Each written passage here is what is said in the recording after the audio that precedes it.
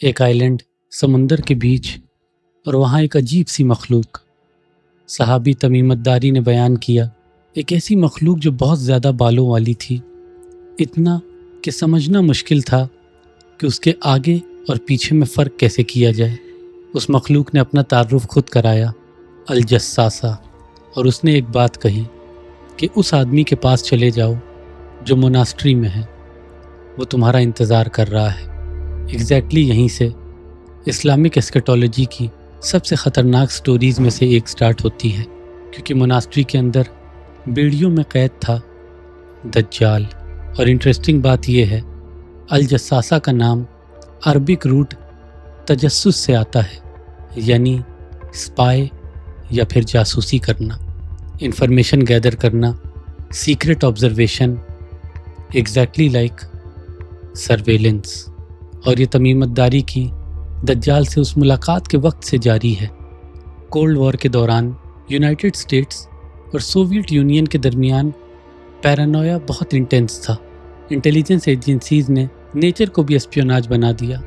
2019 में CIA ने कई सारे डिक्लासिफाइड डॉक्यूमेंट्स रिलीज़ किए, और उन डॉक्यूमेंट्स ने रिवील किया 1976 CIA को सोवियत न्यूक्लियर सबमरीन्स की हाई रेजोल्यूशन फ़ोटोज़ चाहिए थी। सैटेलाइट्स काफ़ी नहीं थी, वो डिटेल्ड इमेजेस नहीं दे पा रही थी। स्पाई प्लेन्स डिटेक्ट हो जाते। सॉल्यूशन, कबूतर। छोटे 16 mm कैमरास स्पेशली कबूतरों के लिए डिज़ाइन किए हुए, leather harness, battery powered shutters, automatic timers, 39.5 grams का वेट। CIA ने पिजन्स को ABC फ्लाइट ट्रेन किया। पॉइंट A रिलीज पॉइंट है, पॉइंट B है टारगेट, और पॉइंट C है होम लॉफ्ट, यानी वापस कहाँ आना है। कबूतरों को कंडीशन किया गया कि उन्हें रिवॉर्ड तभी मिलेगा जब वो उस टारगेट एरिया के ऊपर से उड़कर ही आएंगे।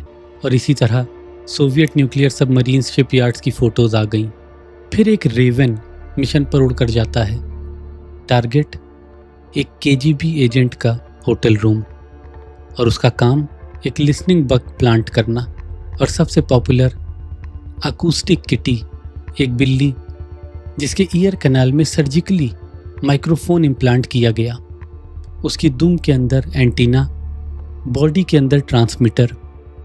एक नेचुरल जस्सासा। इंसानी जासूस नोटिसेबल होते हैं, ड्रोन्स डिटेक्ट हो जाते हैं, लेकिन जानवर कोई उन्हें नोटिस नहीं करता। लेकिन वक्त बीत जाता है और दुनिया मॉडर्न टेक्नोलॉजी के दौर में पहुंच जाती है।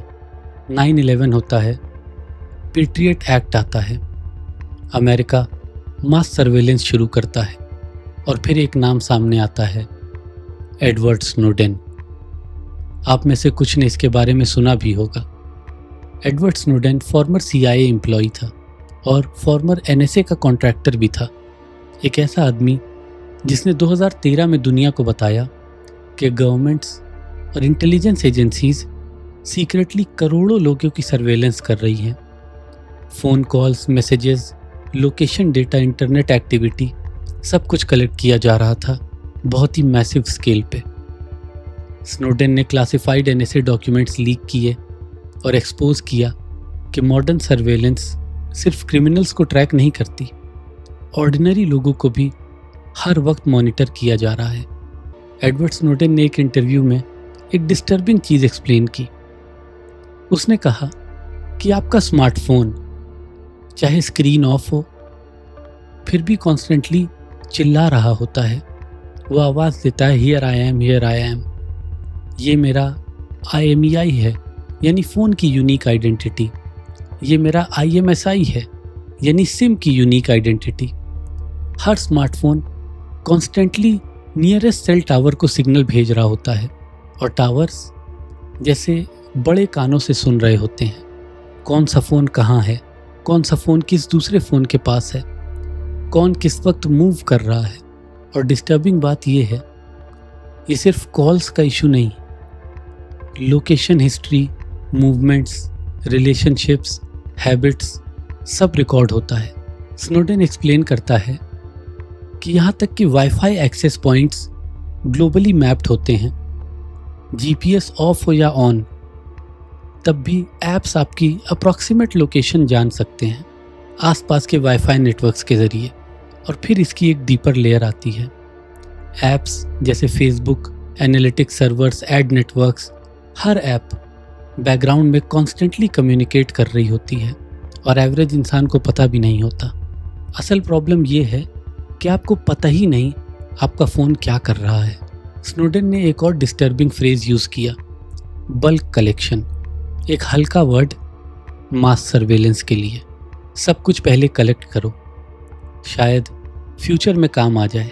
लेकिन अब स्टोरी और डार्क हो जाती है, क्योंकि सर्वेलेंस सिर्फ पैसिव ट्रैकिंग तक लिमिटेड नहीं रही। अब स्पाईवेयर एग्जिस्ट करता है, इनविजिबल डिजिटल पैरासाइट। एक नाम बार बार सामने आता है, पेगासस। एनएसओ ग्रुप का एक इजरायली स्पाईवेयर, दुनिया की सबसे एडवांस सर्वेलेंस टेक्नोलॉजीज में से एक। सिटीजन लैब नाम की ऑर्गेनाइजेशन ने इन्वेस्टिगेशन की और उन्हें पता चला कि फ़ोन्स साइलेंटली हैक किए जा रहे थे। Journalists, activists, politicians, human rights workers.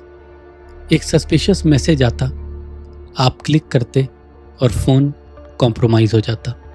लेकिन वक्त के साथ पेगासस और इवॉल्व हुआ और फिर आता है ज़ीरो क्लिक एक्सप्लॉइट, यानी कि अब क्लिक करने की भी ज़रूरत नहीं।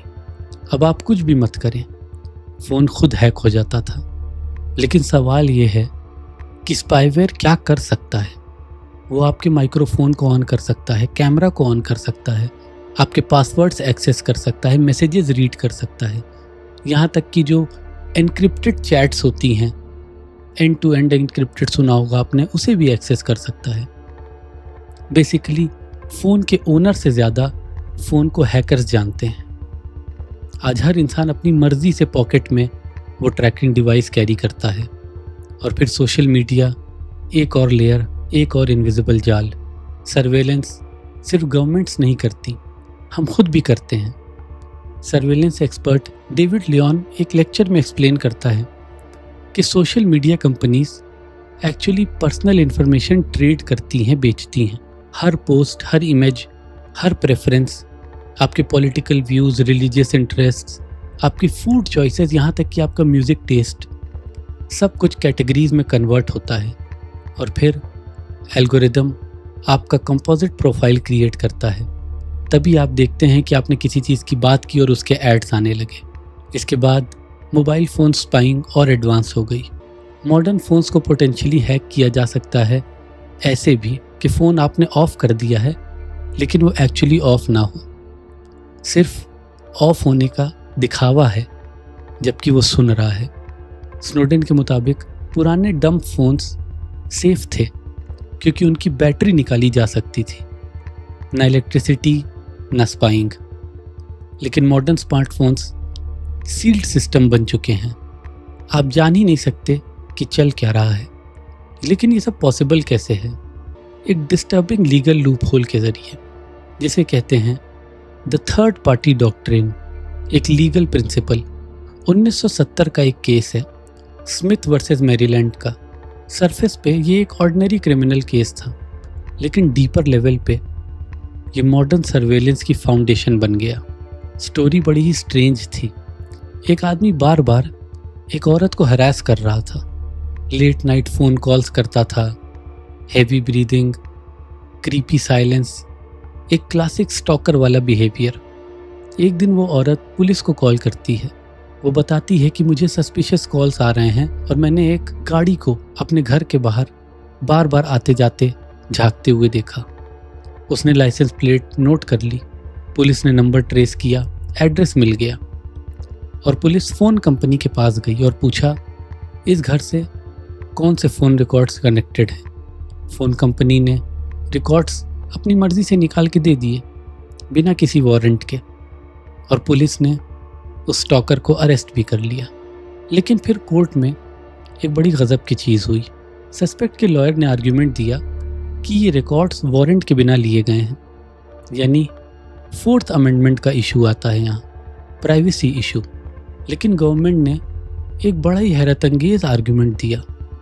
उन्होंने कहा कि ये रिकॉर्ड्स उस आदमी के हैं ही नहीं, ये कंपनी के रिकॉर्ड्स हैं, और क्योंकि कंपनी अपनी मर्जी से रिकॉर्ड्स दे रही थी इसलिए वारंट की ज़रूरत नहीं थी।